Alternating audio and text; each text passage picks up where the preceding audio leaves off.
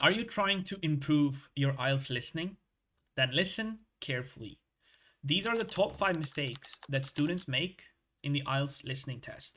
Stick till the end of the video because mistake number 5 is a silent killer that ruins your band. So let's get into it. Everybody, welcome back to IELTS with Teacher Jack. Today we'll be focusing on the top 5 mistakes that students make in the IELTS listening test or the listening part of the exam. And these mistakes cost them high bands. By the end of this video, you will know exactly what not to do in the IELTS listening test and what to do instead. Mistake number 1. Not reading the questions carefully before the audio starts. You get 30 seconds to look at the questions and their probable answers in some cases.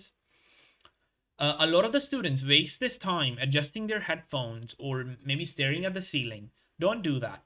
Look at the questions in those 30 seconds and try to make predictions in your head. What could be a possible answer here? And look for keywords. It's very important. Mistake number 2, writing answers or writing complete answers while listening. IELTS is tricky because you only hear it once. And while you're listening, you need to focus on that more. So try to note down short answers, notes, or keywords going to help you or tell you what the full answer was. You can fill in the full answer in the last 10-second gap after each section. Mistake number 3, ignoring spelling and plurals. If you make a mistake in spelling and if you're missing one letter, it's going to cost you ban or the answer will be considered wrong. And also plurals. If the answer is tickets and you write ticket, it's wrong. If you write a spelling for accommodation, you're missing an M.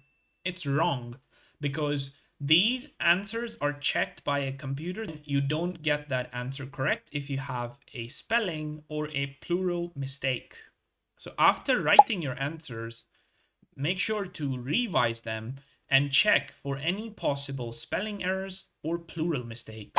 Mistake number 4, getting distracted by distractors. In the IELTS listening exam, there are questions where one answer will feel like that's the final one, but you have to be patient enough and attentive enough to get the actual correct answer.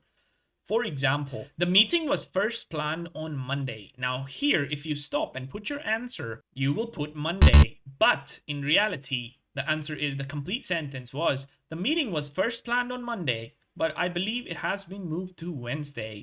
So the final answer, when is the meeting planned for, is Wednesday. And the final and the most important one, poor transfer to answer sheet.